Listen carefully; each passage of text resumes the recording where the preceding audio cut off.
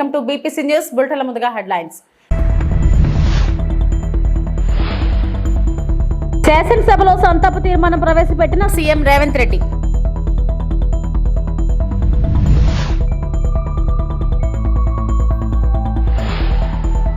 రౌడీలు గూండాలకు భయపడే తత్వం నాది కాదు, Kotamreddy Sridhar Reddy.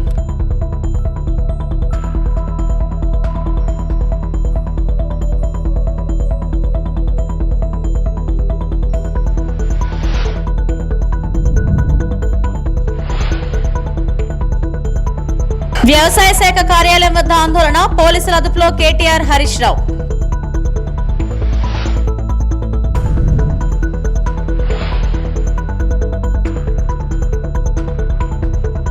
Dare devil operation చేపట్టిన భారత్ ఆర్మీ. పంజాబ్లోని గుర్దాస్పూర్ ప్రాంతంలో వరదల్లో ఇరుక్కుపోయిన 27 మందిని అత్యంత సాహసోపేతంగా ఎయిర్ లిఫ్ట్ చేసిన వాయుసేన.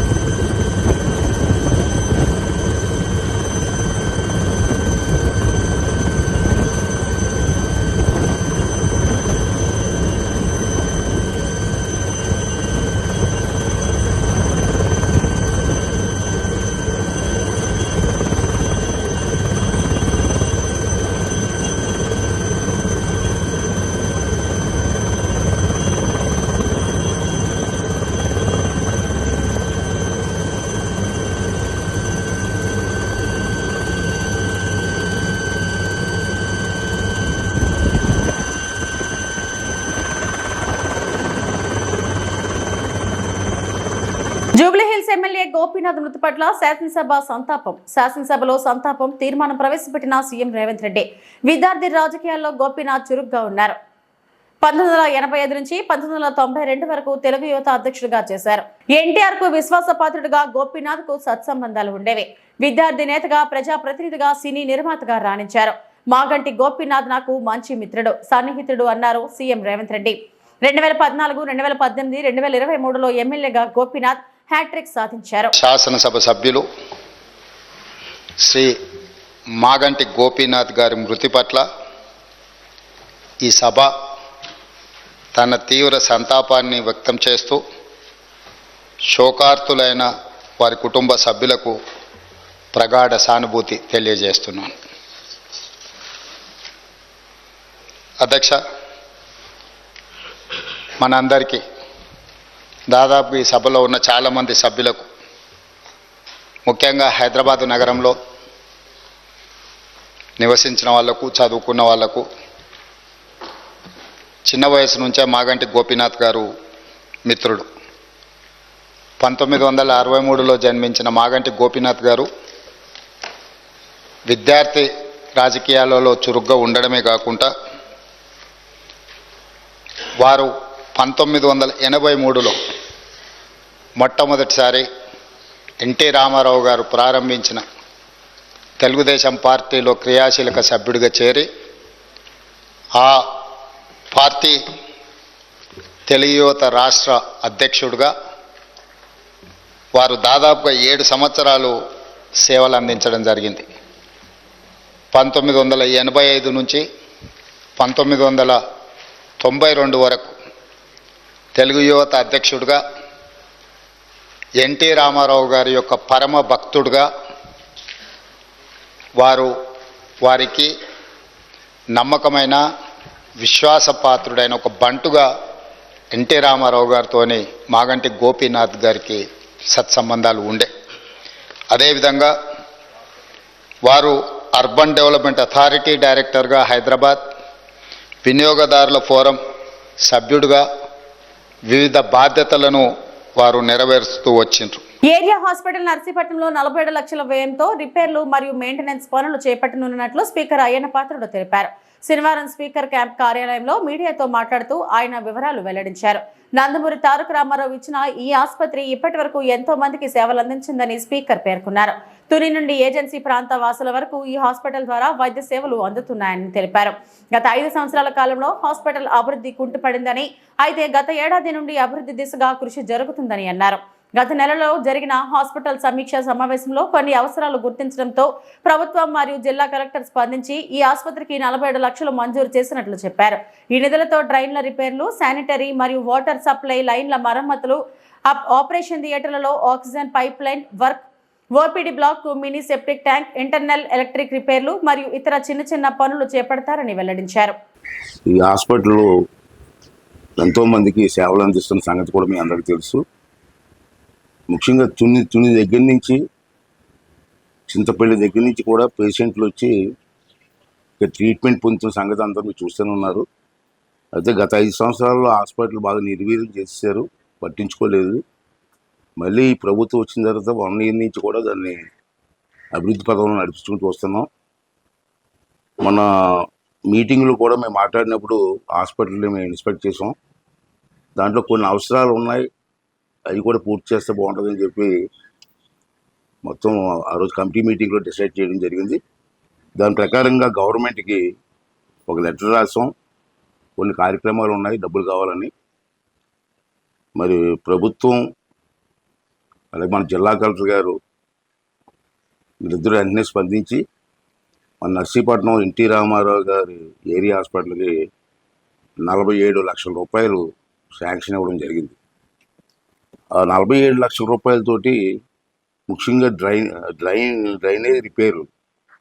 వర్షం పడితే హాస్పిటల్లో నీరు స్టాక్ ఉండిపోతుంది, అది డ్రైనేజ్ బాగు చేయడం కోసం. మళ్ళీ రెండోది ఏంటంటే శానిటరీ, అలాగే మరి వాటర్ సప్లై లైన్లు ఇవన్నీ పాడయ్యాయి, దానికోసం. అలాగే ఆపరేషన్ థియేటర్లో oxygen pipe line, oxygen cylinder కాకుండా పైప్ లైన్ వేస్తున్నాం. ఆ పైప్ లైన్లో ఆక్సిజన్ కావాల్సిన వాళ్ళకి పైప్ లైన్ ద్వారా సప్లై చేయడం కోసం చెప్పి ఒక కొత్త టెక్నాలజీ పెడుతున్నాం దానికోసం. అలాగే OPD block mini septic tank లేదు, దానికి సెప్టిక్ ట్యాంక్ కోసం. అలాగే ఇంటర్నల్ ఎలక్ట్రికల్ వైరింగ్ కానీ, బల్బులు కానీ, ఇవన్నీ కొన్ని ఇబ్బందులు ఉన్నాయి, దాన్ని రిపేర్ చేయడం కోసం. అలాగే ఇంకా హాస్పిటల్లో చిన్న రిపేర్ వర్క్స్ ఉన్నాయి. ఇవన్నిటిని పూర్తి చేయడం కోసం గవర్నమెంట్ నుంచి మనకి 47 లక్షల రూపాయలు వచ్చింది. నెల్లూరు రూరల్ ఎమ్మెల్యే కార్యాలయంలో నెల్లూరు రూరల్ ఎమ్మెల్యే కోటమిరెడ్డి శ్రీధర్ రెడ్డి విలేకరుల సమావేశం నిర్వహించారు. ఈ సందర్భంగా ఆయన మాట్లాడుతూ, నిన్న ఒక వీడియో చూసి షాక్ గురయ్యా. హుందా రాజకీయాలకు చిరునామా అయిన నెల్లూరులో రౌడీ షీటర్లు మాట్లాడుకోవడం చూసా అన్నారు. వీరవారు అడిగినదని ఎస్పీ 3 రోజుల ముందు నుంచే మా నోటీసులో ఈ వీడియో ఉందని చెప్పారు. కనీసం ఈ విషయం నాకు సమాచారం ఇవ్వలేదు, నాకు జాగ్రత్త కూడా చెప్పలేదు. రౌడీ షీటర్లు నన్ను చంపేస్తే డబ్బు అన్నారు కదా, ఎవరు వారికి డబ్బు ఇస్తామన్నారు? ఒక పౌరుడిగా నేను అడుగుతున్నా, పోలీస్ విచారణలో తేలాలి అని అన్నారు. వీళ్ళందరికీ ధన్యవాదాలు తెలియజేస్తూ, దయచేసి ఓ 15 నిమిషాలు ప్రశాంతంగా ఉండాలని, మీడియా మిత్రులకి పూర్తి స్థాయిలో అవకాశం ఇవ్వాలని నా కుటుంబ సభ్యుల్ని కోరుతూ ఉన్నా. నిన్నటి సాయంత్రం ఒక మీడియా మిత్రుడు ఒక వీడియో పంపారు.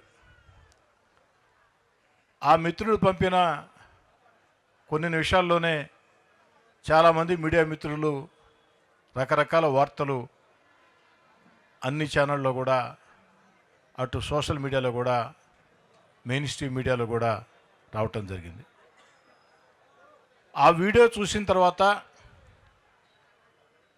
కొంతసేపు నేనే షాక్ గురైన పరిస్థితి. ఎందుకంటే ప్రశాంత వాతావరణంలో హుందా రాజకీయాలకి మారుపేరైన నెల్లూరు జిల్లాలో కొంతమంది రౌడీ షీటర్లు నేర చరిత్ర కలిగిన వ్యక్తులు కూర్చుని ఏదైతే ఈ సంవత్సరం జూలై 1వ తారీఖున ఆ యొక్క వీడియో సంభాషణలు నేను కూడా షాకు గురైన పరిస్థితి. అందులో ఒకరంటారు రూరల్ ఎమ్మెల్యేని చంపేస్తే డబ్బే డబ్బు అని, మరొకరు అంటారు చంపేద్దామని, ఇంకొకరు అంటారు ఉదయం మాట్లాడుకుందామని. జరిగిన సంఘటన పోలీసులు విచారిస్తూ ఉన్నారు. నేను ఈ నిమిషం దాకా ఎక్కడా ఏ మీడియాతో మాట్లాడలా. మీడియా మిత్రులు మాటా మంతి కార్యక్రమంలో ఒక చిన్న ఆవేదన వ్యక్తం చేశారు. ఏమిటంటే అప్పుడే జిల్లా ఎస్పీ గారి స్టేట్మెంట్ వచ్చింది. 3 రోజుల ముందే మాకు ఈ విషయం తెలుసు, విచారిస్తున్నామని. అల్లూరు సీతారామరాజు జిల్లాలో వేరువేరు గంజాయి కేసుల్లో 415 కేసుల గంజాయిని స్వాధీనం చేసుకుని 5 నిందితులను అరెస్టు చేసినట్లు జిల్లా అదనపు ఎస్పీ పృథ్వీరాజ్ మీడియా సమావేశంలో వెల్లడించారు. జిల్లాలోని జీ మాడుగుల మండలం బీరం పంచాయతీ ఆనర్బా శివారులో వాహనాల తనిఖీ చేస్తుండగా ముందస్తు సమాచారంతో బొలెరో వాహనంలో 350 కేసుల గంజాయి, 1 ద్విచక్ర వాహనం, 3 మొబైల్ ఫోన్లు స్వాధీనం చేసుకుని 3 నిందితులను అరెస్టు చేసినట్లు తెలిపారు. అలాగే పెద్దబయలు మండలం సీతకుంట జంక్షన్ వద్ద వాహన తనిఖీ చేస్తుండగా ఒరిస్సా వైపు నుండి వస్తున్న ద్విచక్ర వాహనంలో 65 కేసుల గంజాయితో 2 నిందితులు పట్టుబడినట్లు తెలిపారు. గంజాయితో పాటు వాహనాలను సీజ్ చేసి నిందితులకు రిమాండ్కు తరలించామని అన్నారు. బాబు నీ పేరేం పేరు? ఏ ఊరు? గొడిపుట్టే అంటే ఏ పంచాయతీ? ఈ గంజాయి ఎక్కడికి వస్తుంది? మరలబడి ఎవరు ఇచ్చారు? గతంలో తెచ్చారా ఈ గంజాయిలు? తెచ్చారా? ఓకే.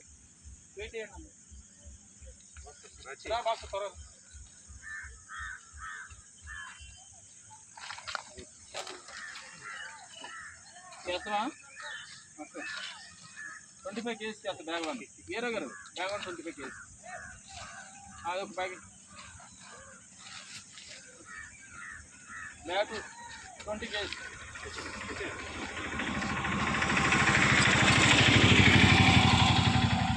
శాంపిల్స్ వస్తే 3 శాంపిల్స్ తీయండి. 3 కవరేజ్ శాంపిల్స్ తీయండి.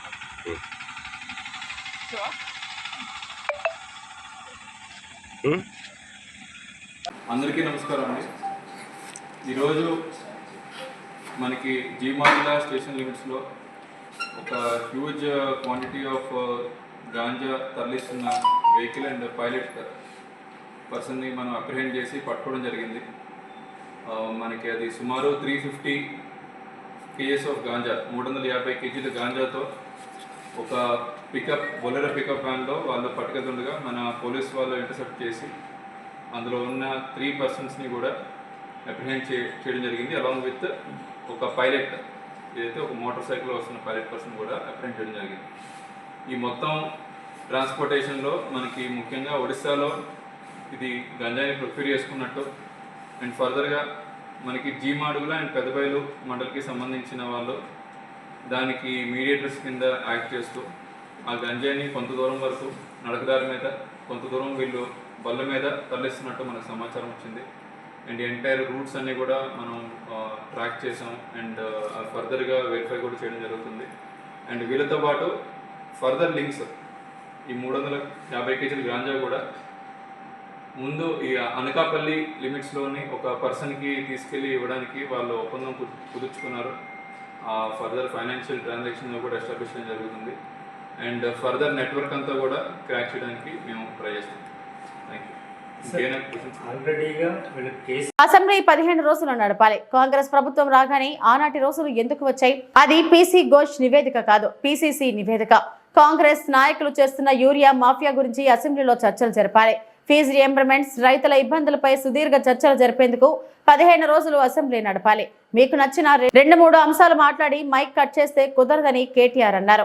మరి ఎందుకు ఈ రోజు కాంగ్రెస్ ప్రభుత్వం రాగానే తిరిగి ఆనాటి రోజులు మళ్ళీ చెప్పులు లైన్లో పెట్టి, ఆధార్ కార్డులు లైన్లో పెట్టి ఎరువుల కోసం లైన్లు కట్టి వర్షంలో పండుగ రోజు కూడా తడిసిపోయే పరిస్థితి ఎందుకు వచ్చింది? దీనికి కారణం ఎవరు? కాంగ్రెస్ ప్రభుత్వం చెప్పాలని చెప్పి మేము డిమాండ్ చేస్తున్నాం. తూతూ మంత్రంగా 4 రోజులు అసెంబ్లీ నడపడం కాదు, 15 రోజులు అసెంబ్లీ నడపాలే. రైతుల అన్ని సమస్యలు, వర్షం అధిక వర్షం వల్ల, వరదల వల్ల ఇవాళ పంట నష్టపోయిన రైతుల గురించి కానీ, ఎరువులు సకాలంలో మీరు ఇవ్వలేకపోవడం వల్ల బ్లాక్ మార్కెటింగ్ కాంగ్రెస్ నాయకులు ఎవరైతే చేస్తున్నారో, యూరియా మాఫియా ఎవరైతే కాంగ్రెస్ నాయకులు చేస్తున్నారో వాళ్ళ వల్ల రైతులు పడుతున్న అవస్థల గురించి కూడా బ్రహ్మాండంగా సుదీర్ఘంగా చర్చించే అవకాశం ప్రభుత్వం ఇవ్వాలి. దాంతో పాటు ఇవాళ రాష్ట్ర వ్యాప్తంగా నెలకొని ఉన్న వ్యవసాయ సంక్షోభం మీద కూడా మాట్లాడే అవకాశం ఇవ్వాలి, చర్చ ఖచ్చితంగా పెట్టాలి. అట్లాగే ఫీజు రీయింబర్స్మెంట్ కూడా కాక పిల్లలు ఆగమైతా ఉన్నారు, వారి గురించి కూడా చర్చ జరగాల్సిన అవసరం ఉంది. రాష్ట్రంలో వర్షాల వల్ల చాలా చోట్ల అకాల వ్యాధులు, సీజనల్ వ్యాధులు వచ్చి ప్రజలు అవస్థలు పడతా ఉన్నారు. దాని గురించి కూడా సుదీర్ఘంగా చర్చ జరగాల్సిన అవసరం కూడా ఉంది. కేవలం ఒకటో రెండో మీకు అనుకూలంగా ఉండే అంశాలు మాట్లాడుకొని దానిలో మైకు మీద కట్టు కాదు కాబట్టి, మాకు మైక్ ఇయ్యరు కాబట్టి మమ్మల్ని ఇష్టం వచ్చినట్టుగా దూషించి పైశాచిక ఆనందం పొందుతామంటే దానికోసం కాదు అసెంబ్లీ సమావేశాలు. అసెంబ్లీ సమావేశాలు ప్రజల సమస్యలు చర్చించడానికి, ప్రజల సమస్యలను ప్రభుత్వ దృష్టికి ప్రతిపక్షం తీసుకురావడానికే పెడతారు. కాబట్టి అన్ని అంశాలు సాకల్యంగా చర్చించాలి అంటే 15 రోజుల పాటు ఖచ్చితంగా చర్చ జరగాలి. అర్థవంతమైన చర్చ జరగడానికి బీఆర్ఎస్ ఎప్పుడు కూడా ముందుంటది. అన్ని విషయాలు, కాళేశ్వరం మీద మీరు వేసిన కమిషన్తో సహా, అది పీసీ ఘోష్ కమిషన్ కాదు, పీసీసీ కమిషన్ అది. కాబట్టి ఆ పీసీసీ కమిషన్ రిపోర్ట్తో సహా, తప్పుల తడక లాంటి ఆ నివేదికతో సహా అన్నిటి విషయంలో కూడా మా పార్టీ పూర్తి స్థాయిలో మా వైఖరిని కుండబద్దలు కొట్టినట్టు చెప్తాం. కానీ ముఖ్యం ఇవాళ మనం నిర్మల్ జిల్లా బాసర వద్ద గోదావరి నది ఉధృతంగా ప్రవహిస్తుంది. 2 రోజులుగా వరద పెరగడంతో గోదావరి నుంచి సరస్వతి ఆలయం వరకు ప్రధాన రహదారి జలమయమైంది. పట్టణంలోని కాలనీలన్నీ జలమయమై చెరువులను తలపించాయి. వరదతో స్థానికులు తీవ్ర ఇబ్బందులకు గురవుతున్నారు. తాజాగా విడుదలైన డ్రోన్ దృశ్యాలు బాసరలో పరిస్థితికి అద్దం పడుతున్నాయి.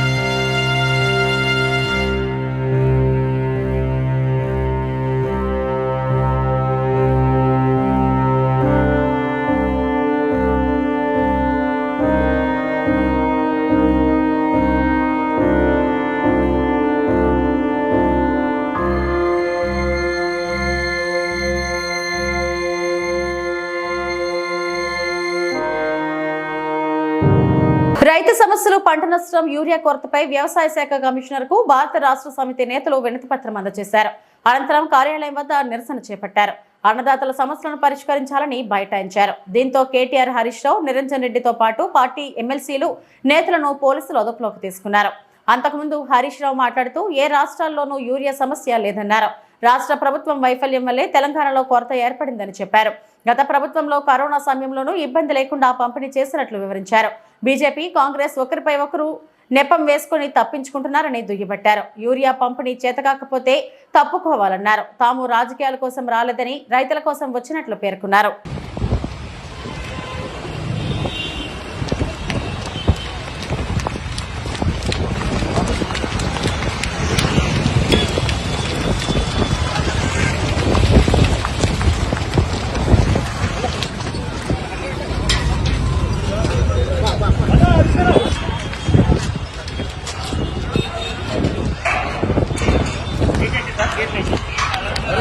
అరే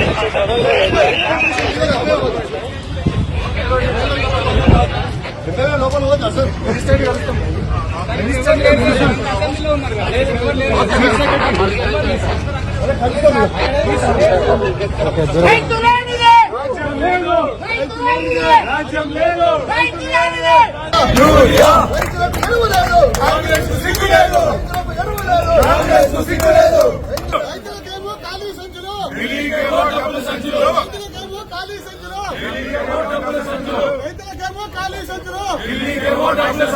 గణపతి బప్పా మోరియా,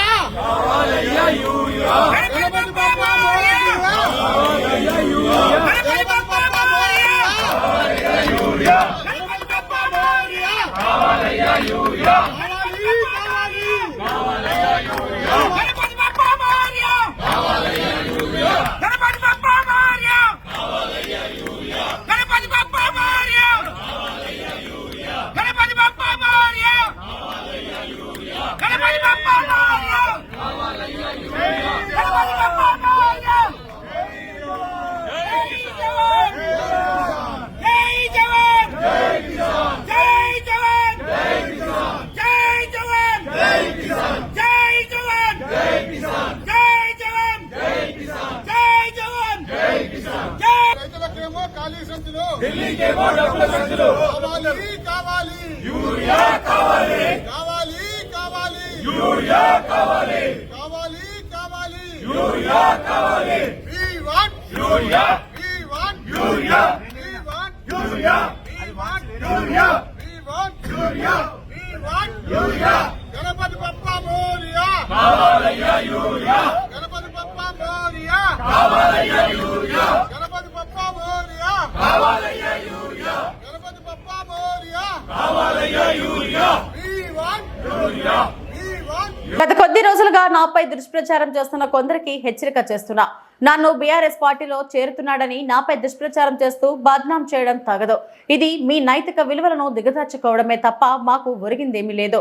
నేను మా కార్యకర్తలం ఎమ్మెల్సీ దండే విఠల్తోనే కొనసాగుతాం. తెలంగాణ రాష్ట్ర ముఖ్యమంత్రి రేవంత్ రెడ్డి, కాంగ్రెస్ పార్టీ రాష్ట్ర అధ్యక్షుడు మహేష్ కుమార్ గౌడ్ సారథ్యంలోనే ఉంటాం. తిరుపూర్ తాలూకాలో ఎమ్మెల్సీ దండే విఠల్ చేస్తున్న అభివృద్ధి పనులలో పాలు పంచుకుంటూ భవిష్యత్తులో సిరిపూర్ తాలూకా అభివృద్ధి కోసం ఎమ్మెల్సీతో కలిసి మా వంతు మేము కృషి చేస్తాం. కావున మళ్లీ మాపై దుష్ప్రచారం చేయడం మానుకోవాలని హెచ్చరిస్తున్నాం. కార్యక్రమంలో మాజీ సర్పంచ్ మేకల ప్రసాద్, బాల్దారపు రాజన్న, రాపెల్లి రామన్న, గోగర్ల పోసం, నిష్టూరి సత్యన్న తదితరులు పాల్గొన్నారు.